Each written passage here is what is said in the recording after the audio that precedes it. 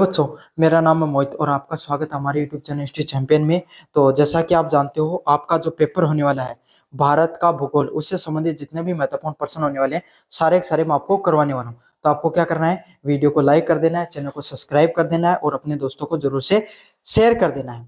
इसका जो अगला महत्वपूर्ण प्रश्न है, भारत के प्रमुख खनिज संसाधन है उसके बारे में वर्गीकरण कीजिए, उसके बारे में विस्तृत रूप से वर्णन कीजिए। काफी ज्यादा महत्वपूर्ण प्रश्न है, अक्सर आपके सामने पूछा जाता है ये वाला प्रश्न।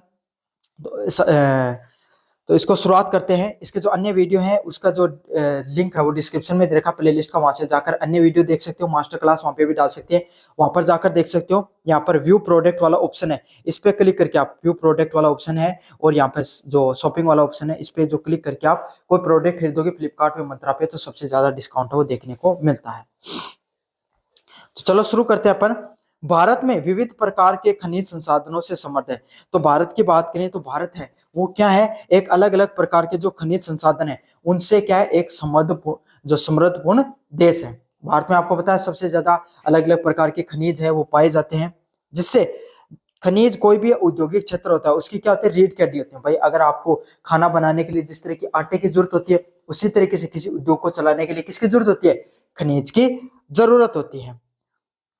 इन खनिजों का जो वितरण है वो असमान रूप से देखने को मिलता है। भारत जैसा देश है, यहाँ पे खनिज देखने को तो मिलते हैं, लेकिन उनका जो वितरण है वो कैसे देखने को मिलता है, असमान रूप से देखने को मिलता है। जिसमें से मुख्य रूप से प्रायद्वीपीय पठार, हिमालयी क्षेत्र और आपके सामने उत्तरी मैदानों के कुछ हिस्सों में पाया जाता है। मुख्य रूप से आपके सामने जो हिमालयी क्षेत्र है, प्रायद्वीपीय पठार है और उत्तरी भारत के कुछ क्षेत्रों में पाया जाता है। तो लगभग भारत का हर वो क्षेत्र है, हर राज्य है जहाँ पर खनिज संपदा तो देखने को ही मिलती है। खनिजों में मोटे तौर पे आपके सामने धात्विक व अधात्विक खनिजों में वर्गीकृत किया गया है। तो अगर आप खनिजों को देखें तो दो रूप होता है, धात्विक जिसके अंदर जो आपके सामने धातु का गुण पाया जाता है, अधात्विक जिसमें धातु का गुण नहीं पाया जाता। उन दो रूपों में इनको मुख्यतः वर्गीकृत किया जाता है। तो चलो शुरू करते हैं। आपके सामने पहला टाइप है धात्विक खनिज और उसका सबसे ज्यादा महत्वपूर्ण है लो एस। आपके सामने इससे संबंधित ये डायरेक्ट लो एस के उद्योग के बारे में ही पूछ लिया जाता है, काफी ज्यादा महत्वपूर्ण उद्योग है ये। आधुनिक औद्योगिक अर्थव्यवस्था के आधार पे भारत में उच्च गुणवत्ता का जो हेमेटाइट और जो मैग्नेटाइट का लोहा है, अयस्क है, वो प्रचुर मात्रा में पाया जाता है। अगर हम भारत में बात करें तो आधुनिक जो औद्योगिक अर्थव्यवस्था, कोई भी उद्योग देख लो या फिर अपने आसपास की, अगर आपके पास कोई वस्तु पड़ी है तो उसको एक बार देखो, उसके अंदर आपके सामने कहीं ना कहीं लोह और स्टील है वो उसके अंदर लगा हुआ जरूर मिलेगा आपके सामने, है ना। और लोह है और स्टील है वो कोई भी उद्योग को चलाने के लिए क्या, उसकी रीढ़ की हड्डी है। भाई मशीनें लोहे से बनती हैं, समझ में आ गया आपके सामने। और कोई औजार कोई चला रहा होगा तो वो भी लोहे से बनेगा, स्टील से बनता है। तो जो उद्योग है, आधुनिक उद्योग है, उसकी अर्थव्यवस्था की आधार ही आपके सामने किसको माना जाता है, लोहा इस्पात उद्योग को माना जाता है। भारत में उच्च गुणवत्ता का जो लोहा है, जिसके जो अलग अलग प्रकार होते हैं, हेमेटाइट व जो मैग्नेटाइट है, उसका जो प्रचुर मात्रा में पाया जाता है। जिसके वितरण की बात करें आपके सामने सबसे ज्यादा कहां पर देखने को मिलता है, आपके सामने उड़ीसा उद्योग के बारे में। और उड़ीसा का जो उद्योग है सबसे ज्यादा उड़ीसा में देखने को मिलता है। छत्तीसगढ़, कर्नाटक व झारखंड व गोवा में भी इसकी कुछ जो खदान है वो देखने को मिलती है आपके सामने। और इसका उपयोग कहां पर किया जाता है, इस्पात जो उद्योग होता है उसके निर्माण में भी इसका उपयोग किया जाता है। अगले वाला उद्योग आपके सामने मैग्नीज एस्क। मैग्नीज एस्क की बात करें, इसका जो महत्व क्या है, जो इस्पात है उसके निर्माण में फेरोमैग्नीज में महत्वपूर्ण होता है। तो जो इस्पात होता है आपके सामने, फेरोमैग्नीज के निर्माण में इसका महत्वपूर्ण योगदान होता है। जिससे आपके सामने मैग्नीज से क्या होता है, ब्लीचिंग पाउडर हो गया, कीटनाशक हो गया और पेंट बनाने में इसका उपयोग में लिया जाता है। तो आपके सामने जो मैग्नीज उद्योग है इसमें से अलग अलग प्रकार के, जैसे ब्लीचिंग पाउडर हो गया, कीटनाशक हो गए और पेंट बनाने के लिए इसमें उपयोग में लिया जाता है इसको। तो मैग्नीज जो एस्क है उसका भी काफी ज्यादा महत्वपूर्ण खनिज है, जिसको अलग अलग उद्योगों में इसका उपयोग में लिया जाता है। मुख्यतः इसकी बात करें तो उड़ीसा, महाराष्ट्र, मध्य प्रदेश व कर्नाटक में इसका सबसे ज्यादा उत्पादन देखने को मिलता है। कहां पर, उड़ीसा जैसे क्षेत्र में, महाराष्ट्र में, मध्य प्रदेश और कर्नाटक का जो क्षेत्र होता है, यहाँ पर सबसे ज्यादा जो लोहा एस्क है, जो मैग्नीज है, उसका जो उत्पादन देखने को मिलता है। इसका भी आपके सामने उपयोग है इस्पात उद्योग में और रसायन उद्योग में। आपके सामने इसका सबसे ज्यादा उपयोग है वो देखने को मिलता है। अगले वाले उद्योग की बात करें आपके सामने, बॉक्साइट का उद्योग। बॉक्साइट होता है आपके सामने एल्यूमिनियम के एस के रूप में जाना जाता है, जिसको हल्का, मजबूत व सक्षारण की प्रतिरोधी होता है। तो एल्यूमिनियम के एस के रूप में, मतलब एल्यूमिनियम का ही एल्यूमिनियम निकलता है, तब उसी के साथ बॉक्साइट भी निकलता है। हल्का होता है, मजबूत होता है, और आपके सामने जो जो रस्टिंग लग जाती है, आपकी जंग लगने से प्रतिरोधक के रूप में उसका काम करता है। बॉक्साइट भी आपके सामने सर्वाधिक कहां पर पाया जाता है? उड़ीसा वाला क्षेत्र है, यहाँ पर बॉक्साइट सबसे ज्यादा देखने को मिलता है। गुजरात, झारखंड और महाराष्ट्र और छत्तीसगढ़ वाले क्षेत्र में भी इसका आपके सामने उत्पादन होता है, लेकिन सबसे ज्यादा कौन से क्षेत्र में होता है? उड़ीसा वाला क्षेत्र है, यहाँ पे सबसे ज्यादा इसका उत्पादन देखने को मिलता है। मुख्यतः बात करें आपके सामने एल्यूमिनियम उद्योग हो गया, जो विमानन हो गया, वह ऑटोमोबाइल उद्योग में इसका मुख्यतः इस उद्योग को आपके सामने ये बॉक्साइट है उसको उपयोग में लिया जाता है। किसमें? एल्यूमिनियम में। एल्यूमिनियम उद्योग, विमानन और ऑटोमोबाइल उद्योग में इसका मुख्यतः उपयोग में लिया जाता है। फिर आपके सामने देखने को मिलता है तांबा। तांबा भी सबसे महत्वपूर्ण जो धात्विक खनिज है उसमें से एक आता है, जिसका भी निर्माण भाई अलग अलग प्रकार की चीजों में होता है।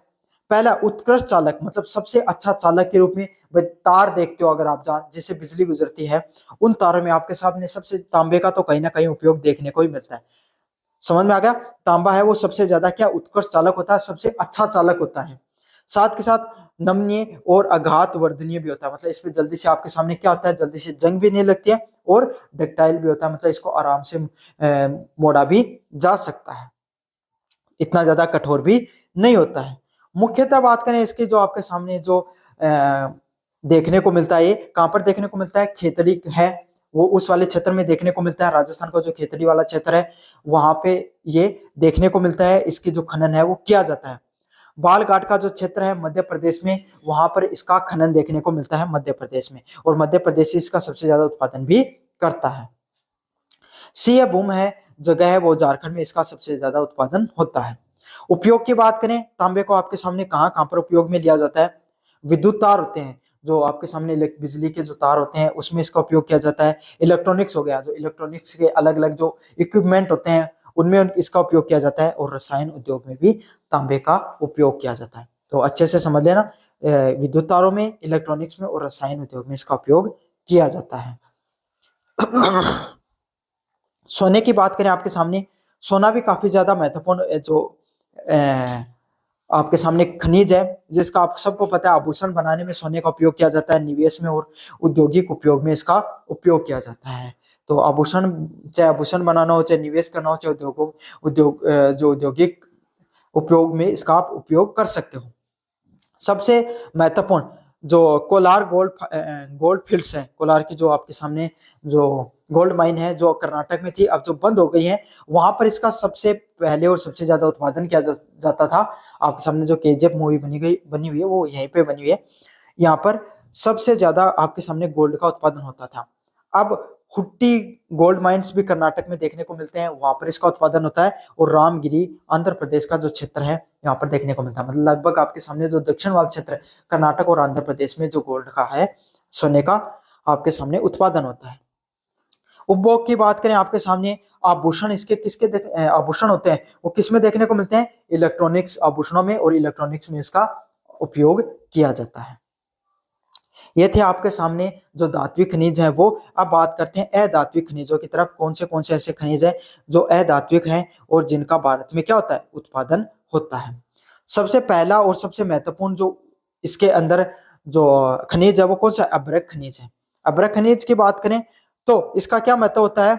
विद्युत का कुचालक के रूप में जाना जाता है। तो अभ्रक का जो खनिज है, इसको, ये कैसा खनिज होता है जिसको विद्युत का कुचालक होता है, मतलब इसमें विद्युत नहीं प्रभावित होती है, उष्मा का सुचालक होता है। और इसकी जो विशेषता देखो, आपके सामने जो खनिज होते हैं उनकी विशेषता ये होती है, अगर उसमें आपके सामने मुख्यतः अगर जो विद्युत जाएगी तो वो उष्मा का भी सुचालक होता है, लेकिन ये उल्टा है इसका, विद्युत का कुचालक है लेकिन उष्मा का सुचालक है।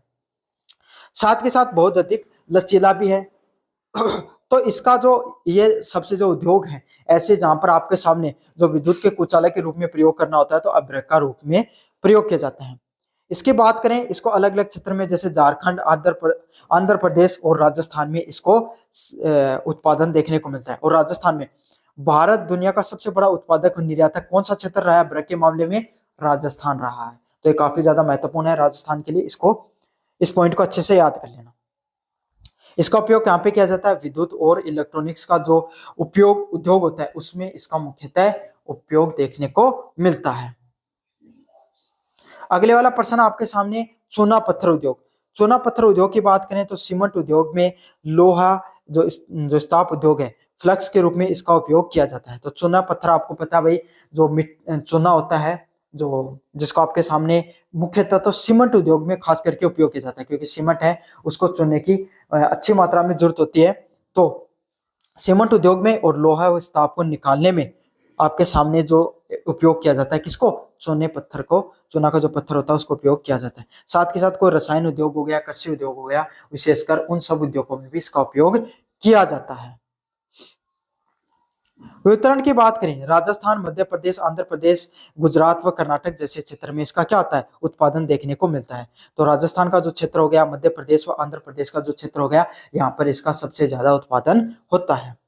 उपयोग की बात करें, सीमेंट, इस्पात और आपके सामने जो रसायन होते हैं उसमें भी इसका काफी अच्छी मात्रा में उपयोग होता है। चाहे सीमेंट उद्योग का हो, चाहे इस्पात का उद्योग का, चाहे रसायन में इसका अच्छी खासी मात्रा में इसका आपके सामने उपयोग किया जाता है। खास करके तो सीमेंट में सबसे ज्यादा इसका उपयोग किया जाता है और इस्पात को जो निकालने में, लोहे को और इस्पात को निकालने में, स्टील को निकालने में प्रयोग किया जाता है। अगले वाले आपके सामने जो खनिज है वो कौन सा, जिप्सम का खनिज है। जिप्सम का भी सबसे महत्वपूर्ण खनिज होता है जिसका उपयोग किसके लिए किया जाता है, सीमेंट हो गई, उर्वरक और प्लास्टर और पेरिस को बनाने में किया जाता है। तो जिप्सम किसका उपयोग किया जाता है, जिप्सम और चूना पत्थर दोनों का उपयोग आपके सामने जो किसके लिए किया जाता है, सीमेंट उद्योग के लिए किया जाता है। तो जो व्हाइट कलर की पुट्टी देखते हो उसमें भी आपके सामने किसका उपयोग होता है, जिप्सम का ही उपयोग होता है। उर्वरक और प्लास्टर ऑफ पेरिस आपके सामने जो आपके सामने हाथ टूटने पर जो बांधा जाता है उसको प्लास्टर ऑफ पेरिस ही बोला जाता है, उसमें आपको उसको बनाने में उपयोग किया जाता है। जो पहले तो लिक्विड में होता है लेकिन उसके बाद में वो सॉलिड फॉर्म में कन्वर्ट हो जाता है। तो उसको उसमें कौन सा जो खनिज है वो उपयोग होता है, जिप्सम का उपयोग होता है। जिप्सम और अब्रक दोनों आपके सामने, आपको पता है राजस्थान में सर्वाधिक उत्पादन होता है इसका, और कुछ कुछ आपके सामने जम्मू कश्मीर में भी इसका उत्पादन देखने को मिलता है। उपयोग की बात करें, सीमेंट, उर्वरक व जो भवन निर्माण हो गया उसके अंदर इसका उत्पादन देखने को मिलता है। कौन से वाले में, सीमेंट में, उर्वरकों में और भवन निर्माण में आपके सामने जिप्सम है उसका आपके सामने उपयोग किया जाता है। अगले वाला आपके सामने रॉक फॉस्फेट। रॉक फॉस्फेट की बात करें, ये फॉस्फेट उर्वरक बनाने के लिए महत्वपूर्ण होता है। तो आपके सामने जो रॉक फॉस्फेट होता है इसको खास करके लिए किसके लिए उपयोग में किया जाता है, इसको किसके लिए उत्पादन होता है या किसके लिए महत्वपूर्ण है, ये आपके सामने जो उर्वरक होते हैं उसके निर्माण में सबसे ज्यादा महत्वपूर्ण होता है, जिसका राजस्थान के झामर कोटड़ा और जो मध्य प्रदेश का जो क्षेत्र होता है वहां पर इसका उत्पादन देखने को मिलता है। कौन से क्षेत्र में, जो राजस्थान का जो झामर कोटड़ा क्षेत्र है उसमें इसका उत्पादन सबसे ज्यादा देखने को मिलता है और मध्य प्रदेश में इसका उत्पादन देखने को मिलता है। उपयोग की बात करें, उर्वरक उद्योग, तो उर्वरक जो उद्योग है उसमें इसका काफी मात्रा में रॉक फॉस्फेट का उत्पादन होता है। अब बात करेंगे ऐसे उद्योग जिनमें आपके सामने ऊर्जा ऊर्जा के उत्पादन के लिए उपयोग किया जाता है, जिसमें सबसे ज्यादा महत्वपूर्ण आपके सामने कौन सा, कोयले का उद्योग। कोयले से संबंधित भी आपके सामने काफी ज्यादा अच्छी मात्रा में पर्सन पाए जाते हैं। भारत में अच्छी खासी मात्रा में आपके सामने कोयला पाया जाता है। तो भारत का प्रमुख ऊर्जा स्रोत, मतलब अगर आप बिजली जो अपने घर में आ रही है तो अगर आप उसको देखोगे तो उसमें लगभग आपका जो ऊर्जा बिजली का उत्पादन किससे होता है आपके सामने, क्या तो कोयले से होता है या पानी से होता है। तो अभी भी भारत में सबसे ज्यादा जो कोयला है वो मुख्य ऊर्जा का स्रोत है ऊर्जा को बनाने के, जिसमें तापीय विद्युत जो उत्पादन देखने को मिलता है, इस्पात उद्योग में भी इसका उपयोग किया जाता है। तो आपके सामने जो तापीय विद्युत उद्योग है उसमें उपयोग करते हैं, और जो इस्पात है उसके निर्माण में भी इसका उपयोग किया जाता है। राजस्थान में जो आपके सामने जो पूरे भारत में जो कोयला वो दो प्रकार से मुख्य पाया जाता है, जिसमें गोडवाना का जो कोयला है और जो उच्च क्वालिटी का जो कोयला होता है उसको गोडवाना का कोयला बोला जाता है। मतलब काफी पुराने समय का कोयला है, जो जितना आपको पता है कोयला है जितना ज्यादा पुराना होता चला जाता है उसकी क्वालिटी अच्छी होती चली जाती है। और तृतीय टर्सरी कोल बोला जाता है, वो थोड़ा कम, जो पीट जिसकी एक मुख्य प्रकार होता है वो कम आपके सामने क्या होता है, कम अच्छी क्वालिटी का कोयला होता है।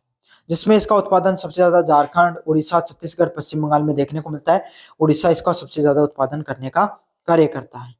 इसका उपयोग आपको पता है भाई, कोयले का उपयोग विद्युत उत्पादन और इस्पात उद्योग में किया जाता है। किस किस में किया जाता है आपके सामने, जो विद्युत हो गई, इलेक्ट्रिसिटी हो गई, उसमें इसका उपयोग किया जाता है, विद्युत संयंत्र बनाए जाते हैं, और उद्योगों में भी सबसे ज्यादा कोयले को एज ए ऊर्जा के रूप में उपयोग किया जाता है। और लोहे और इस्पात का उद्योग होता है, उसमें भी इसका काफी अच्छी खासी मात्रा में उपयोग में लिया जाता है। अगले वाला है पेट्रोलियम और प्राकृतिक गैसें। तो ये भी ऊर्जा के लिए उपयोग किया जाता है भाई। पेट्रोलियम है भारत में कम मात्रा में निकलता है, भारत की जितनी जरूरत है उस हिसाब से तो कम निकलता है, लेकिन काफी अच्छी खासी मात्रा में तो पेट्रोलियम और प्राकृतिक गैसें निकलती हैं। महत्व की बात करें, भारत में परिवहन उद्योग में और घरेलू उपयोग में ऊर्जा के स्रोत में यूज किया जाता है।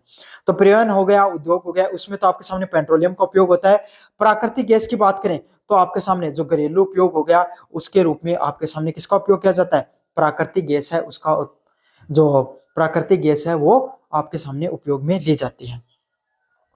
अलग अलग प्रकार के क्षेत्र की बात करें, जहाँ पे मुंबई हाई हो गया, जो मुंबई का जो क्षेत्र है मुंबई हाई, वहां पर आपके सामने जो पेट्रोलियम है उसका उत्पादन होता है। असम का जो डिगबोई क्षेत्र है, जो नहर कटिया क्षेत्र है, वहां पे आपके सामने जो पेट्रोलियम है उसका उत्पादन होता है।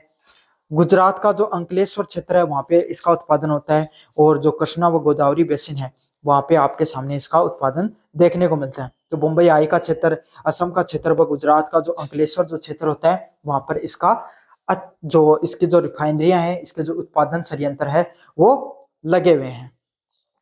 इसका उपयोग कहां पर होता है आपके सामने, ईंधन व पेट्रोकेमिकल। तो ईंधन में के रूप में आपके सामने परिवहन में, और पेट्रोकेमिकल इससे संबंधित आपके सामने जो और जो अन्य चीजें निकलती हैं, जैसे केरोसिन निकलता है, ग्रीस निकलता है, वैसलीन हो गया आपके सामने, जो और अधिक जो क्रूड ऑयल में अलग अलग प्रकार की चीजें निकलती हैं, डीजल निकलता है पेट्रोलियम के साथ साथ। और तो ये सारी की सारी चीजें जिनको पेट्रोकेमिकल्स के नाम से जाना जाता है, उसका भी उत्पादन देखने को मिलता है। अगले वाले की बात करें, भारत में इन खनिजों का सतत दोहन व कुशल प्रबंधन देश के औद्योगिक विकास और ऊर्जा की सुरक्षा के लिए महत्वपूर्ण है। तो अगर इन सबको अगर अच्छे से उत्पादित किया जा सके और इनका सही से प्रबंधन किया जाए तो भारत में उद्योगों का जो विकास है वो बहुत अच्छे से हो सकता है, और ऊर्जा सुरक्षा के लिए भी ये सबसे ज्यादा महत्वपूर्ण है। तो ये था आपके सामने जो सबसे ज्यादा महत्वपूर्ण प्रश्न। भारत में जो प्रमुख खनिज हैं, खनिज संसाधनों के बारे में अपने विस्तृत रूप से पढ़ा, काफी ज्यादा महत्वपूर्ण प्रश्न था। मुझे उम्मीद है आपको पसंद आया होगा वीडियो। चैनल को जोर से सब्सक्राइब कर देना और अपने दोस्तों को जोर से शेयर कर देना। धन्यवाद।